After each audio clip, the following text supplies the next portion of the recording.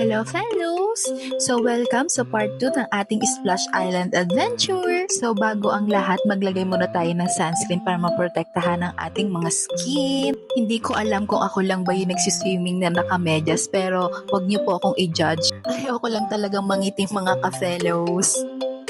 So let's start! So inuna po namin itong Balsa Rivers mga ka-fellow, and grabe, super enjoy namin to dahil nakaka-relax lang talaga siya. Halata naman sa mga reaction namin at sumasabay ka lang sa agos ng tubig. Parang life minsan, sumasabay lang tayo sa agos ng buhay. Uy, bakit may pa-emote? At sinunod din naman namin itong Tosig Trails. So meron siyang 3 colors, red, blue, and yellow. And bago po kayo umakyat mga ka-fellows, kukuha mo muna po kayo ng salbabida dito sa baba at dala-dala nyo po yan hanggang taas. And ito yung isa sa mga challenge mga ka-fellows, yung pag-akyat sa hagdan dahil may kataasan po talaga siya. At kailangan mo din dito ng lakas na loob mga ka-fellows dahil tignan mo naman yan, grabe, nakakalula talaga siya. At dahil ito nga yung pinunta namin dito, syempre susubukan na rin namin yan.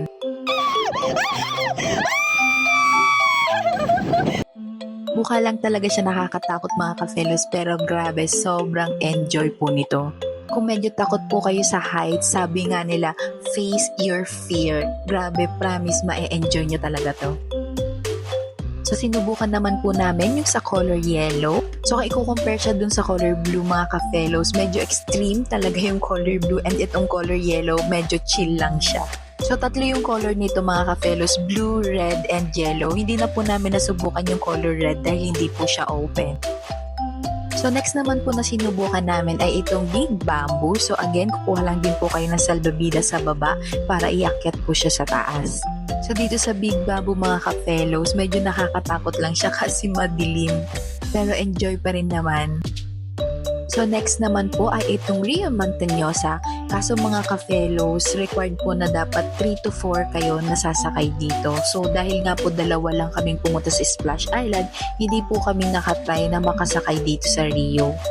At dahil nga po hindi kami pinayagan sa Rio, dito na lang kami nagpunta sa Magellan's Drop. And grabe mga ka-fellows, ito na ata ang pinaka-extreme na slide na sinakyan ko sa tanan ng buhay ko. Dahil matatawag mo talaga lahat ng santong kilala mo. And meron din po sila ditong free kayak ride and mga iba pa pong water activities. So itong water activities na to mga ka-fellows is located po siya sa pinaka wave pool po nila. And wala lang mga ka-fellows, gusto ko lang umeksena dyan, pero kiddie pool talaga yung gusto kong ipakita dito. For other water activities pa po mga ka-fellows, mas better na i-check nyo na lang din po yung website ng Splash Island for more information. At yun na nga, bumalik po kami ulit dito sa Balsa River dahil in-enjoy po talaga namin siya.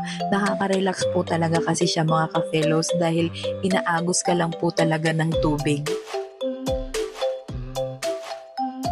And konting pa-commercial lang mga ka-fellows, kung naghahanap ka ng perfect summer outfit, eto na yung para sa'yo.